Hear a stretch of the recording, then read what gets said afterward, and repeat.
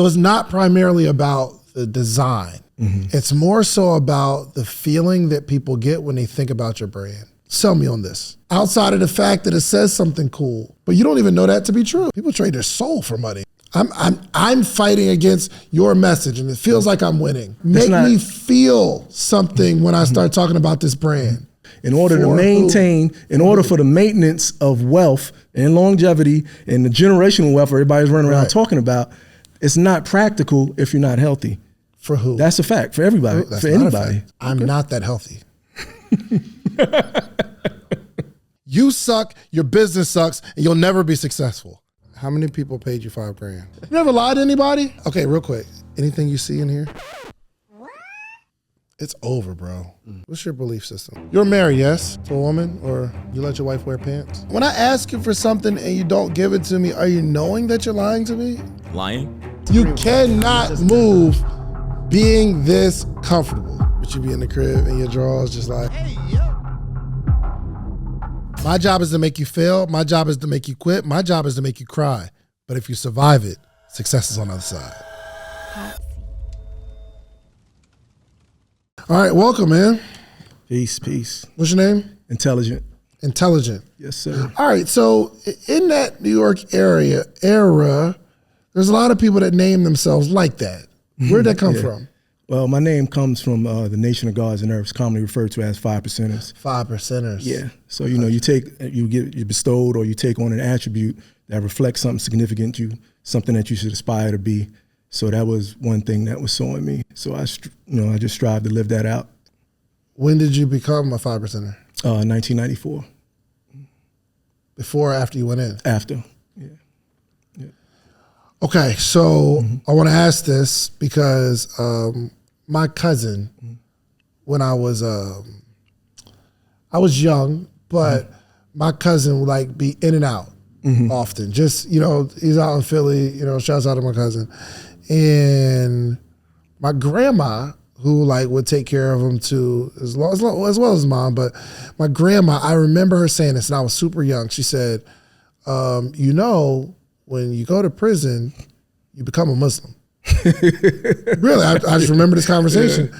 So it's you go in and become this 5%er. Is it because there's a lot of people there doing it and you're like, I need to join some sort of group? Actually, kind of the opposite, actually. Like most of my brother and most of the people that I ran the streets with at that time will get knowledge of self. So I was constantly building with them on visits and stuff. Got it. And so that's one of my biggest transformations in prison. That and becoming vegan has just helped me excel. You were vegan in prison? Yeah. Yeah, before it was famous. Right, I was about to say, I didn't even think veganism came out till 2016 or so. I thought, okay. Yeah. So what was you eating there? Oh, man. So most of the majority of the time I was in there when I was vegan, I worked in a mess hall, which is like a cafeteria. So that would allow me to get certain fresh fruits and vegetables and stuff like that. But my primary diet would be rice and beans. Mostly everything is pretty much out of a can there. So rice and beans, for the most part, that's it. Peanut butter, oatmeal. Beans ain't no pork in it? No. No, I'm saying some of the cans, especially. No, I mean, you get a lot of the same stuff. You get to have black beans, kidney beans. Gotcha. So yeah, cool. That was the bulk of it. All right, so 18 and a half years in prison, and then you become a graphic designer in prison. Yeah. So tell me about that, how you do that. So I grew up in a household where everybody's artistic. So since I was young, I used to always draw. My father was way better than me at drawing and a hell of a painter. My brother could draw and my mother could draw. So by the time I had gotten into prison, I had begun to get into computers. And so between me liking technology and computers and drawing, I got into graphic design. Got it. I think about sometime probably around, maybe 2005, I did my first logo for a friend of mine, had a small production company. Got it. Yeah. Okay. All right. I also went to college, so I had access to computers. So. Okay. How long you been building this business? Pretty much since I got out. I started out, so I came home in 2012. And I was doing a lot of freelance work as a graphic designer, small stuff, starting off with the flyers and all of that type of stuff. And as my workload began to increase and I began to take on some better clients, like I have a roofing company down here. I do their billboards, magazine ads, stuff like that. So I began to kind of like be overburdened. So I started to outsource. So like kind of like over the past year or so, I've been really trying to transition into more of a consultancy. So where when the projects come to me, I can just assemble them, the needed people to do them. Because the goal is not to make a job for myself, right? So what's your business? What business do you run? So that's Kuzi Arts, the design. Kuzi Arts is I'll design some stuff for other people. Correct. And then the Hip Hop Vegan is the clothing brand. Yeah, so Hip Hop Vegan is a part of a brand called Uswear. So me and my wife started that. It actually started when I went to an event down here in Grant Park. They had the Brooklyn Day thing. Mm-hmm. So I had made a shirt with my neighborhood from Brooklyn, which is East New York, it was BKENY. Yeah. And a lot of people were inquiring about the shirt. So I came back and I was like, man, I think we can do something. Being that I designed, so we started designing. Uswear represents what? So Uswear represents me and her, hence the us, and then us as a broader level, kind of like a FUBU mentality. Got it. Okay. So it's about apparel that speaks, pretty much. Okay. And how much money have you made? So Uswear, we do about kind of almost the same as Kuzi, like between 19, all the way up a couple of years, we did like 30 grand. So but of course that's gross, So, for sure. So do you have a job? I do. Yeah, that's one of my biggest problems. Yeah. Where at? I work with a lawn care company. Okay. You make good money from that? For the Atlanta standards, Yeah. More than this 20,000. No, like in the 70 range. Yeah. Gotcha. Okay. All right. So what's the biggest issue you're having? So the biggest issue is doing multiple things, multitasking. I've always been creative before they came with that term. So I have ideas, I start stuff, but it's hard to do. Managing a business is real. So my goal is by the end of this year, I got to get out of this job so I can fully commit. Why don't you just quit now? I'm not ready yet financially. Why not? Yeah, that's the money. The money is not there. I have a certain standard of living, so I gotta. Do you save money? Yeah. A lot? Not a lot. A lot. Yeah. I actually just started some more. I was watching an interview with you. I said, I gotta go back to Acorns. So I just went back to 100%. That, started taking $50 a week out and doing the roundups as well. Gotcha. So would you say you're good with managing your money?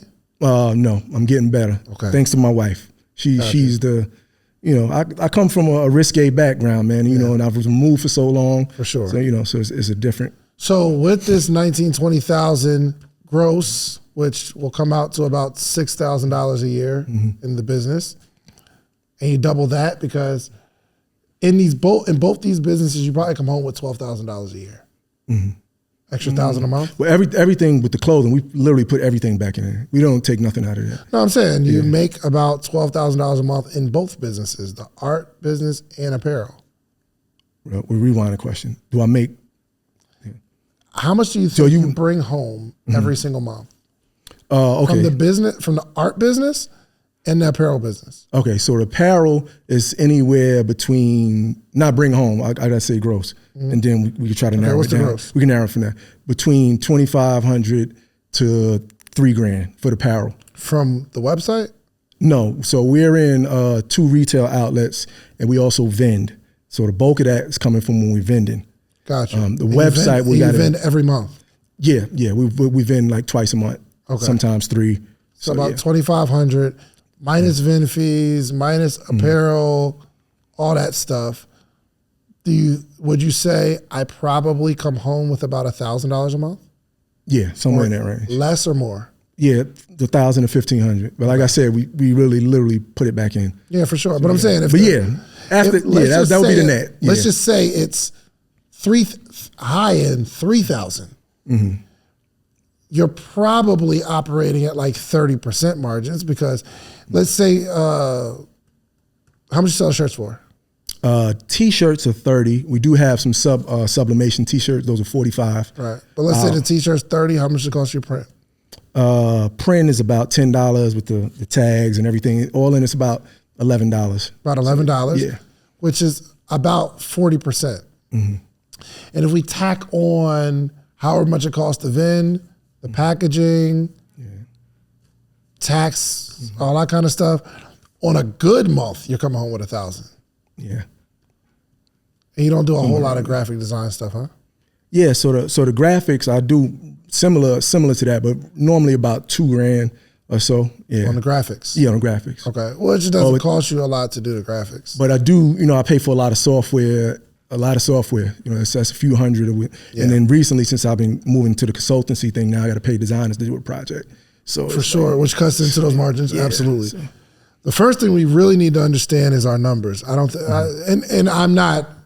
It's not a bad thing on you. Most people don't understand their numbers. Mm-hmm. I don't understand my numbers all the way. Now, at the high level of it, I do, and I'm a lot better than the average person in the numbers. But you've got to get better with your finances, because if you're making $70,000 a year on your job, you're making $1,000 a month from your clothing brand. Let's say you do. I would imagine you make more than 50%. You probably bring home maybe $1,500 a month out of $2,000 a month for the design work, because most of it's just design. Mm-hmm. That's an extra $2,000 to $2,500 every single month. But for some reason, you can't account for it. You don't know where it's at. Yeah. Because the $70,000 should take care of your lifestyle, bills, all that kind of stuff. And even if we put money back into the business, out of the $3,000, we take $1,000, and that's us to keep. The other $2,000 goes back into the business. Mm-hmm. That's what should be going back into the business. We shouldn't have to take the whole $1,000 and put it back unless there's some other holes somewhere in these finances. Yeah. But out of the $3,000 that you bring from the clothing brand, $2,000 of that is product, whatever. We take that $2,000, put it back into the business, but we should still be netting $1,000 a month from the clothing. We should also, even if you make $2,000 a month from your design work, it might cost you $500 to make the $2,000. Another $500 you may want to put back into the business to invest in software. You still should be coming back home with another $1,000, meaning you should be up $2,000. And I'm not even talking about the money from your job. Yeah. You probably don't need to be living a $70,000 a year lifestyle. You know what I mean? You're right. Do what you want. Pay your bills, squander it, go play, buy vegan stuff, whatever. Because I know it's hard. It's expensive. To eat, for sure. That $70,000, that's what you live off. But you should still be able to operate your business while pocketing $2,000 every single month, and it still runs. But we don't have that money. Yeah. We need to find out where it's going. Look, man, I see y'all enjoying the episode, but entrepreneurship is tough, as you can see. But if you want to make more money, get more information, and really have more support, you need a community, okay? Morning Meetup is a community that I've started 6 years ago, where every single morning I'm talking to a group of entrepreneurs, giving them more information, giving them support, and teaching them how to make more money, how to grow their business, okay? We have a book club that you need to be a part of. We have meetups that you need to be a part of. The missing link is connection to not only a coach, but a community, okay? You don't have to join every single morning, okay?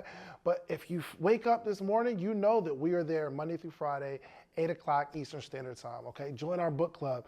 You don't have to speak. You could be quiet. You don't have to have your camera on, but the more you're on, you want people to see your face and connect with us, okay? The Morning Meetup will get you more money, more information, and more support this year, 2024, okay? So it's only $497 for the entire year. That's 250 calls with a community teaching you how to do this thing called entrepreneurship, okay? So if this interview resonates with you at any point and you say, yo, you know what? The way he's talking to him or the way he's talking to her, I need him to talk to me like that. Well, join us every single morning. And quiet as kept, most of the people that are on the hot seat come from the Morning Meetup community. You all get priority, all right? So go to themorningmeetup.com. Let's get back to the episode. Yeah. So actually, yeah, I'm glad you kind of put it in context like that, but there's something specifically with the clothing. Me and my wife were just having a meeting about that, about really narrowing down, and tightening up on things, because there's things we can do to cut costs as well. Yeah. So how many bank accounts do you have total?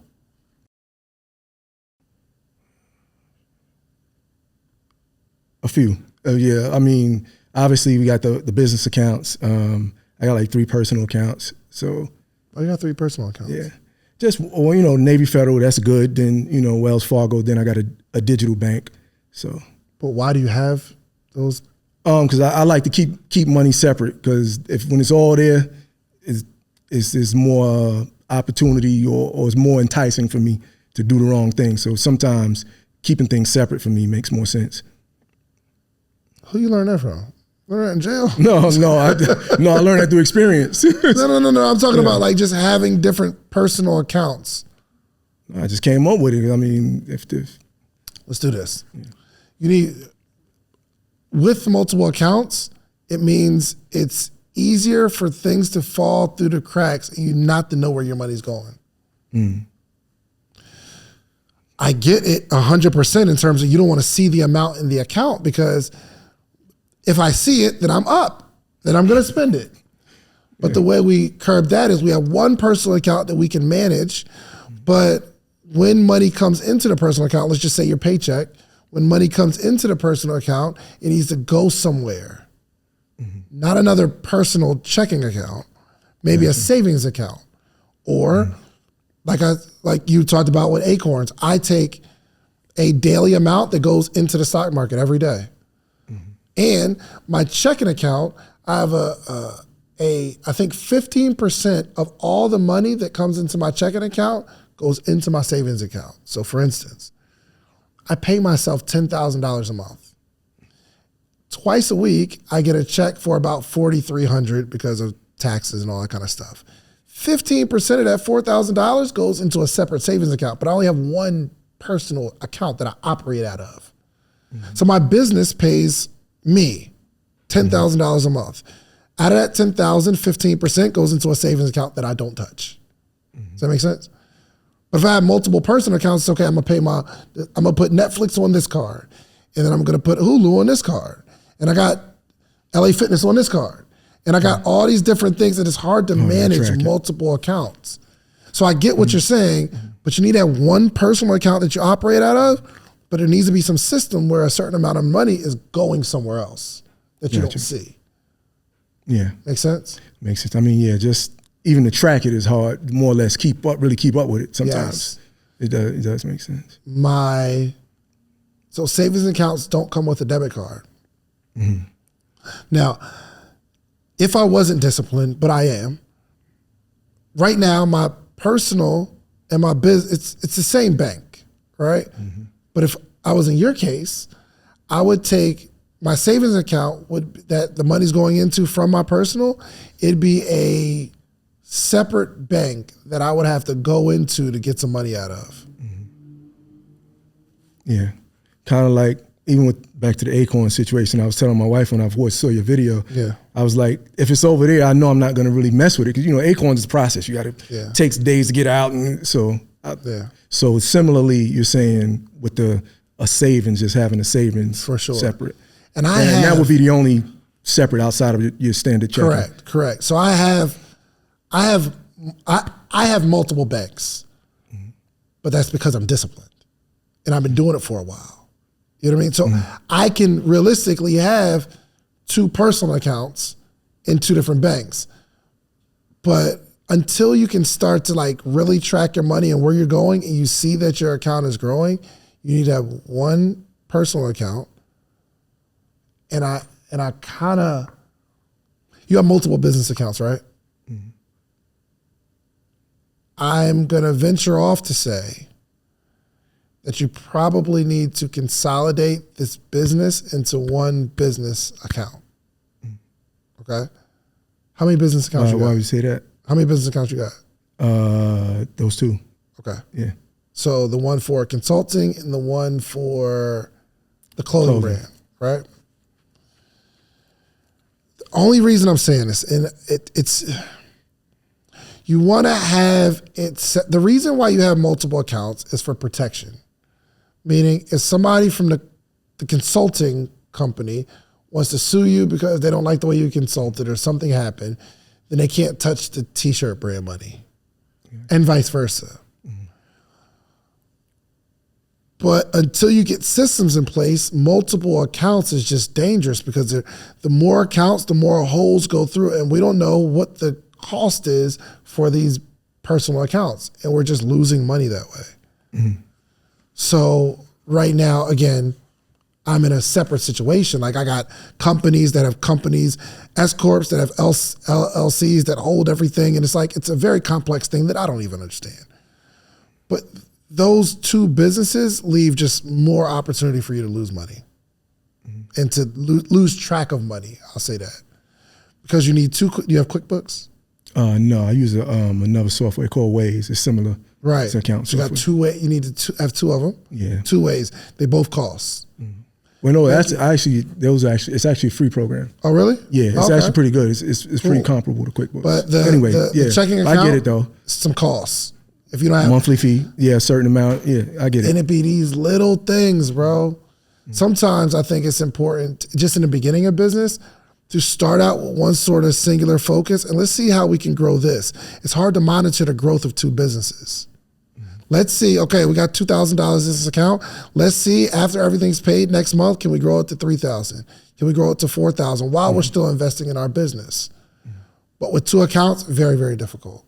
And again, this might not be the best.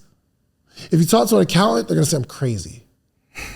If you talk to an attorney, they'll be like, nope, you need everything trademarked, separate accounts, keep everything separate, don't do it all on one business.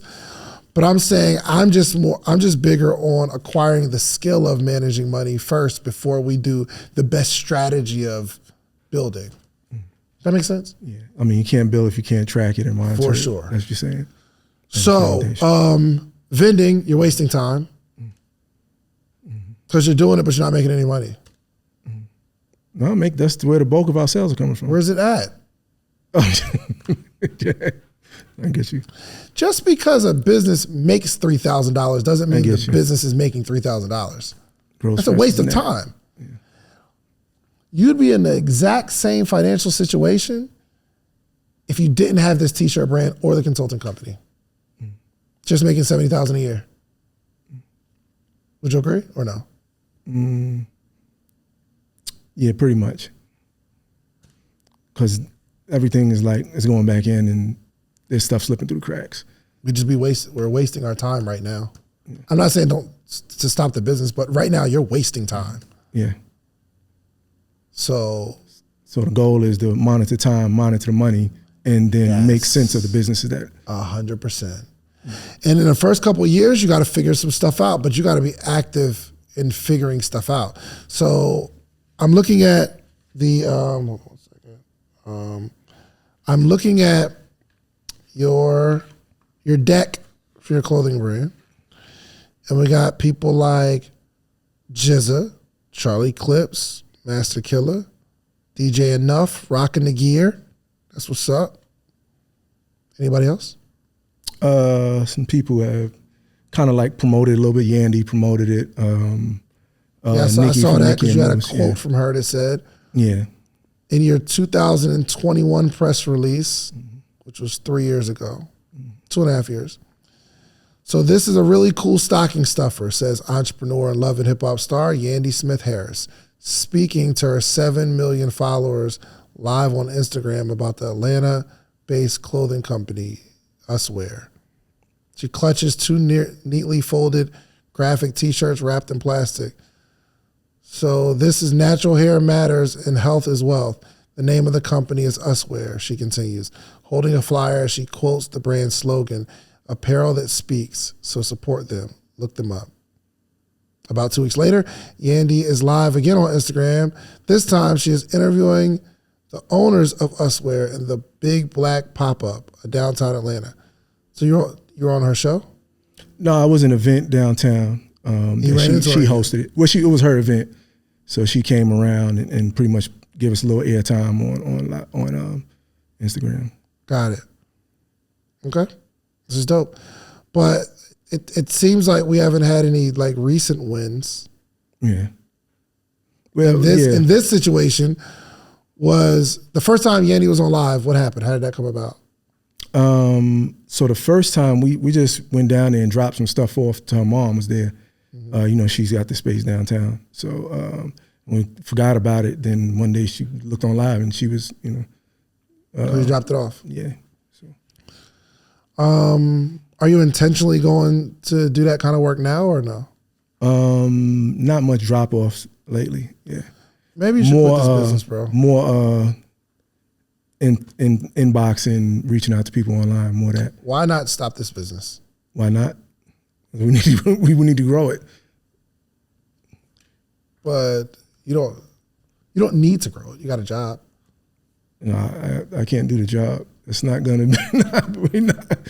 No, you can do the job because you have one. I mean, technically humans can do a lot, but I mean, yeah. You could do this. You got this job. That's where most of the money's coming from. Yeah, and that's the problem. Why is that a problem? Because most of the money need to be produced from me So and my wife. quit the job and go hard with the clothing. Yeah, that's what I'm trying to do. But right now, it's not the step right now. Once I go back and realign some things, giving your insight, and then once I get my wife and we figure out. What does your wife do? My wife's a model. She does also some work online. Is she a model here? Well, she's modeled for years. I mean, she's on there. Which one is she? The one on the right with the natural hair shirt. Okay, model vibes. Yeah. And she's a full-time model. Well, she doesn't do any runway anymore, so she does print work now. So okay. Yeah.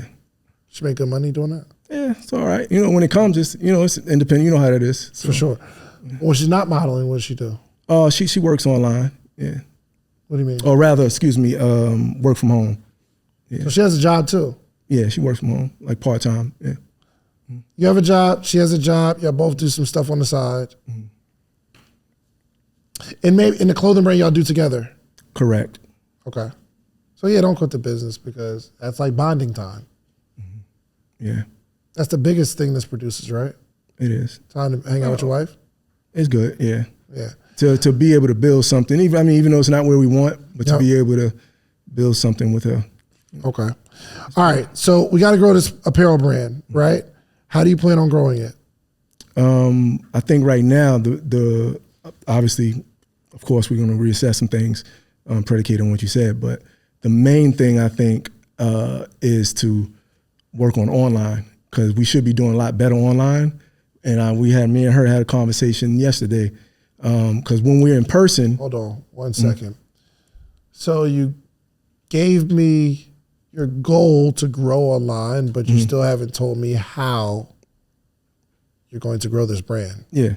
So the goal is to use online to generate sales. So which is going to mean more posting. We have to start doing paid ads. Okay. But we really have to flesh out the brand. The brand is me and her, us. We gotta show up online. We haven't been doing that.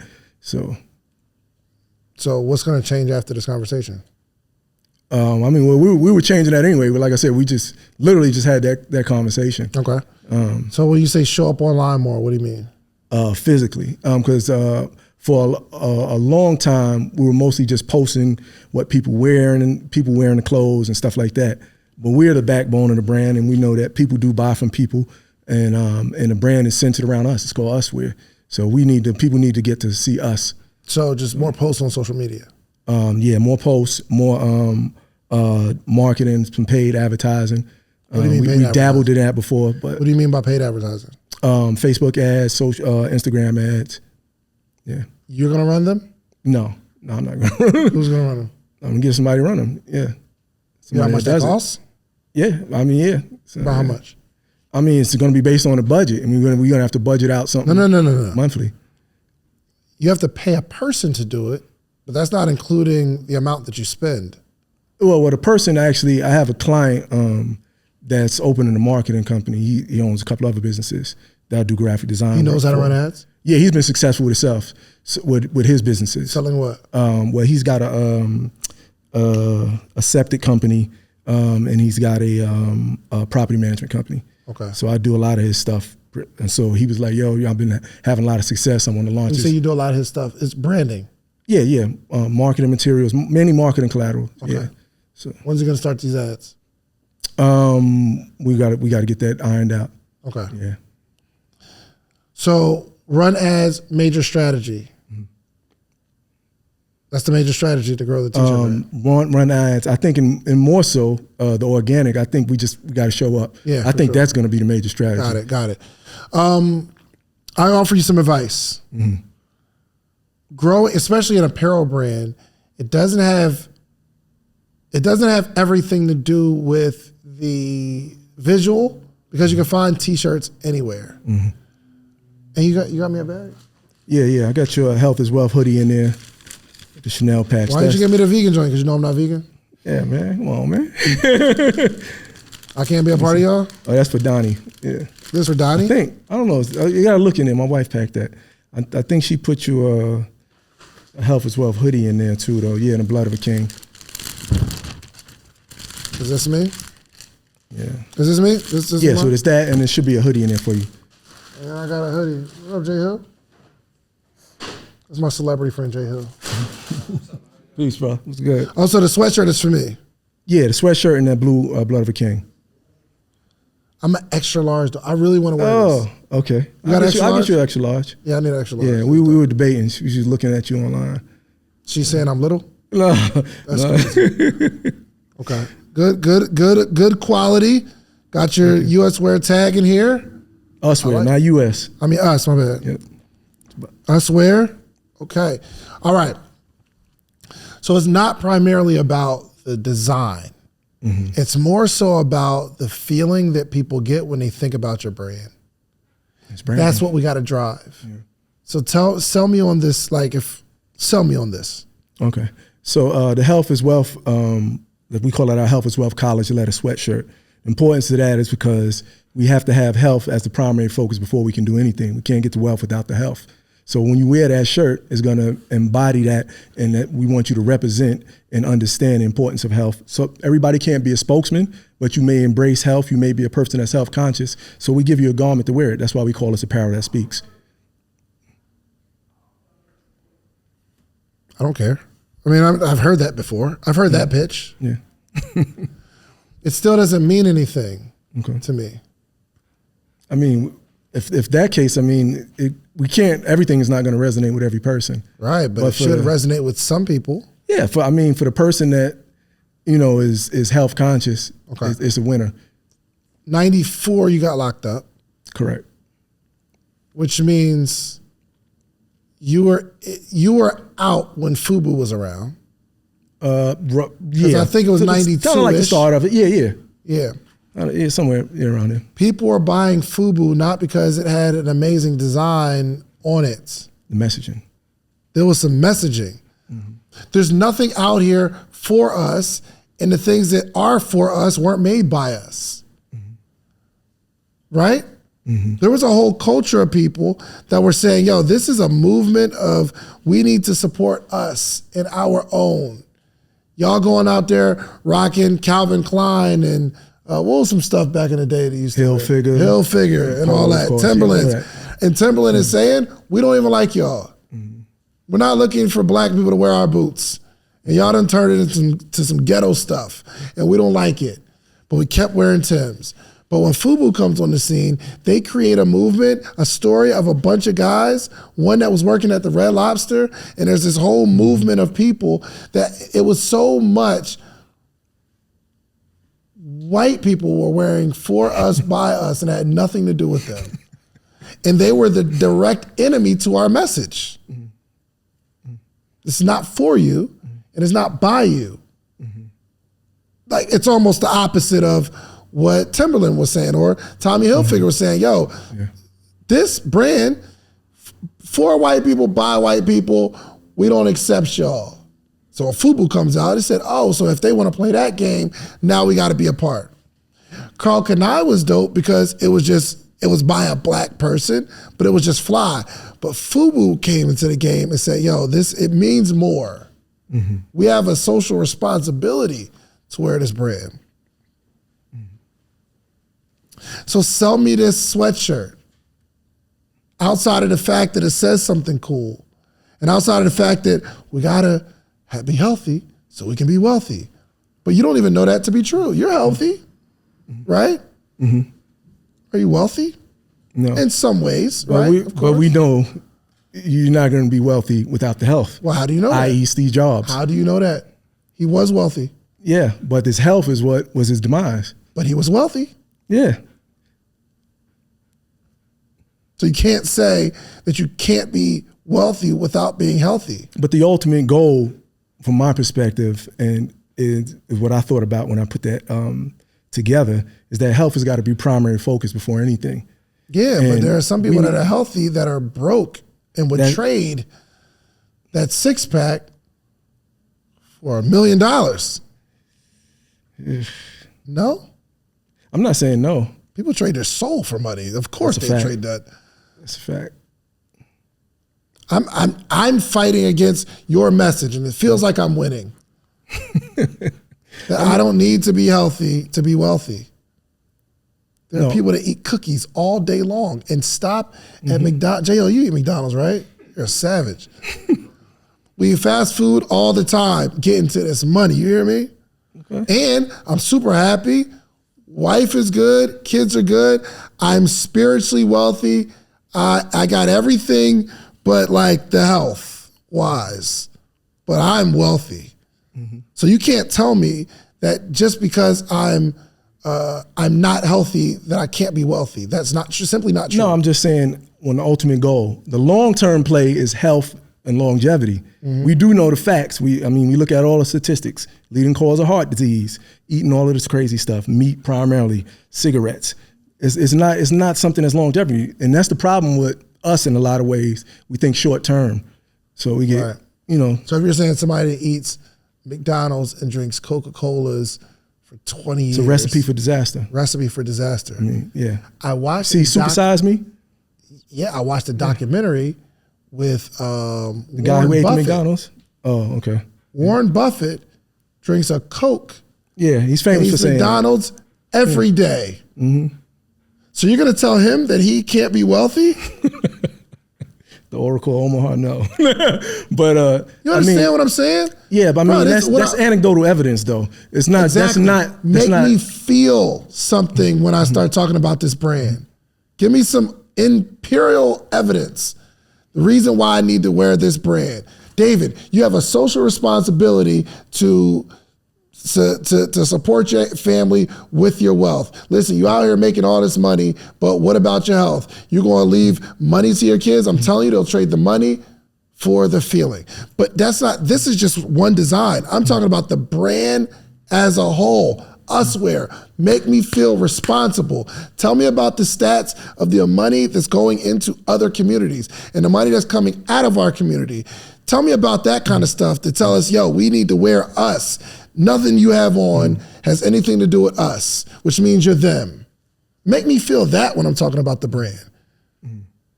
Talking about, well, you can't be wealthy if you're not healthy. It's simply not true. I'm not saying you can't be wealthy without being healthy. I'm saying that the primary focus is health. In order for the maintenance of wealth and longevity and the generational wealth everybody's running around talking about, it's not practical if you're not healthy. For who? That's a fact for everybody, for anybody. I'm not that healthy. I don't. You go to the gym a lot? No. So how you don't go to the gym? I would say a lot. You go to the gym at all? Yeah. I don't go at all. I ain't been there in 4 weeks. I'm addicted to sweets. I think, sexually attracted to pasta. It's like pasta, it does something to me, bro. Like I see pasta with an unhealthy cream sauce, I'm in there. What's your cholesterol level? I don't know. So you don't even know if you're healthy. But I don't know. You could be on the verge of a heart attack right now. I could be. But somebody else, you could be on the verge of homelessness. Which one's better? Yeah. You could be on the verge of poverty. If that job fires you, you're on the verge of homelessness. No. Because the t-shirt brand can't support our entire lifestyle. But I got other sources of income. Exactly. I'm not just... Your selling points are weak.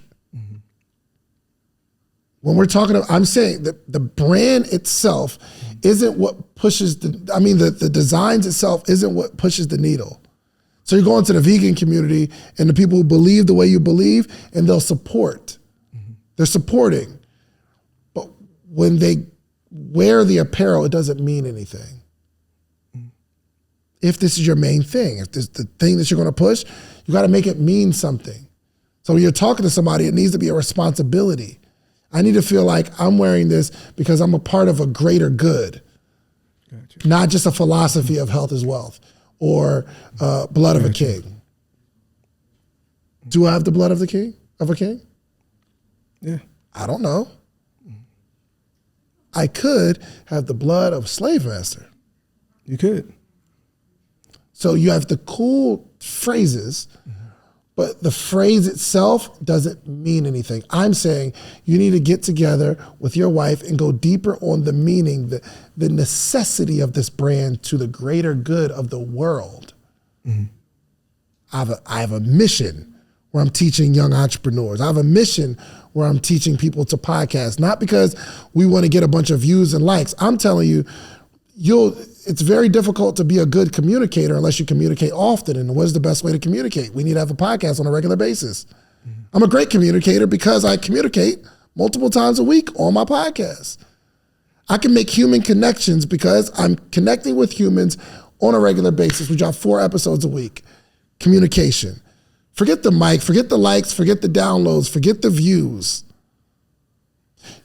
Listen, people's voices have been shackled for centuries. This is the first time in our history where you can voice your opinion to the world and nobody can stop you. That's a fact. It used to be that you'd have to be on the radio, being selected to be on the radio to get your voice heard. Out of thousands of people that want to be on the radio, there's only one spot there. Mm-hmm. Or to get on TV, an impossible task. How could you get your message out to the world? Past your neighborhood. Okay, well, music comes out, and then music it's your expression, right? But we're now, if you're not musically inclined, how do I free my voice and get my thoughts off of my chest? Well, we have podcasting now. So I'm saying forget making money from podcasting. I'm saying it's a responsibility for you to leave something for your kids where we can document it. My kids can say, hey, Daddy, this is my dad. My dad was dope. I'm talking about 100 years from now. I have no footage of hearing my dad's voice, and it's over. He's not here with us anymore. There's no documentation. I can't show my kids, hey, this is your grandfather. Brilliant man. My dad was brilliant. Brilliant man. No one will ever know. So why isn't it our responsibility to start putting content out into the world so that your kids can say, yo, that man right there, my dad didn't make a whole lot of money. But I promise you I'll be bragging on him today. But he was so wise. He had so much intellect. It's perspective on life. He never gave me an answer. I asked Dad a question, and he'd make me think about the answer. I'm like, Dad, which one should I choose? He'll say, which one do you think? And I'll say, Dad, I mean, if I knew the answer, I wouldn't ask you. He said, well, you have the answer, but you haven't tried. You're not even using your brain, son. I remember hearing him say that 1,000 times. If he said it once, he said it 1,000 times. You're not using your brain. You're not using your brain. You're not using your brain. I just remember growing up, hearing him tell me that on a regular basis, that I'm not using my brain. So I try to impress my dad by using my brain. Hey, Dad, this is the decision that I made. This is why I'm going to do it. And I can explain to him why I made that decision. And he just nod his head. I like it. Because he made me think. But no one ever get a chance to hear my dad's voice. So why wouldn't we start a podcast so our kids can brag on us when we're not here? So I could say, hey, come to Podcast Summit so you can learn this and that. And no, it's a deeper message. Mm-hmm. When I hear, when I talk about this brand, I want to feel something. You understand? Okay, go ahead. I wanted to double back. So I'm going to regurgitate kind of synopsis what you were saying primarily. So you're saying the messaging, you want the messaging so you can appeal to people, right? Correct. The messaging so we have a conviction ourselves. first. Okay. And then when someone comes across somebody with conviction, they can feel that. Okay. I don't feel the conviction right now. So let me tell you. So this is kind of our strategy has been to appeal to the people that this already resonates with primarily, to grow that and then start off sort of niche down and then grow from there. Yep. So you're saying just go for everybody pretty much. Use something that appeals to everybody, and I guess by proxy you'll get the. No. I'm not saying appeal to everybody. I'm saying appeal to the people that you appeal to, but when you get in front of them, make them feel something so they become evangelists for your thing. Got you. There's 1 million people in that market. Mm-hmm. So what's different from you other than the design? Mm-hmm. You need to have the conviction that you're about to control a whole space, but you don't have that conviction yet, which is why the brand isn't growing. Got you. Okay. So go home, and I want you to write out people. Yeah. Why, so I'm thinking deeper? About certain people like reoccurring customers. So I think these people essentially because the brand resonates with them, they feel a certain way with it, but they're not feeling what we feel about the brand, and we should be kind of controlling that. Mm-hmm. We should be making people. I get you. But I still think you need that conviction yourself because you don't have it yet. Conviction for what? If you did, you'd be going a little bit harder on the brand, period. Mm-hmm. You don't have the conviction. If you had the conviction about the brand, you wouldn't be spending time doing designs for other people. You'd be an evangelist for this brand, and that's the only thing people associate you with. Some people associate you with a graphic designer right now. Mm-hmm. Hey, you need a graphic designer? Hit up my mans. Oh, you need like the hip hop vegan t-shirt? Hit up my mans. Mm-hmm. Some people look at you as a graphic designer. Some people look at you as a landscaper. Mm-hmm. Some people look at you as like a hip hop enthusiast. I need everyone to look at you as one way, and you design it that way. How do you do that when there's multifacets of you? Conviction. I mean, stop doing a bunch of stuff and be convicted about this one thing. When you wake up in the morning, you're focused on this one thing. How am I going to grow this thing? Mm-hmm. But again, you got. I can't tell you to be convicted about this clothing brand, like Damon John was. I can't. I don't know how to get you to be so convicted that every day you wake up like Martin Luther King. I got one mission. He did have a couple of joints though, so I don't know if that's a good example. But you get what I'm saying. Yeah, a couple of lies. But he woke up with a mission. I get it. When you think of him, you think of mission. Mm-hmm. Malcolm X, you think of mission. Mm-hmm. This is what I do. When you think of Steve Jobs, mission. Mm-hmm. You don't think of nothing else when you think about Steve Jobs.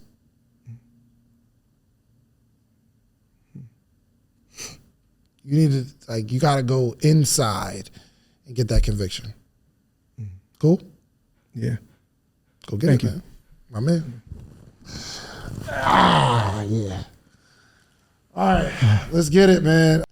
If you like the video that you just watched, click this one. You're going to like this one, maybe even more. Click it right now.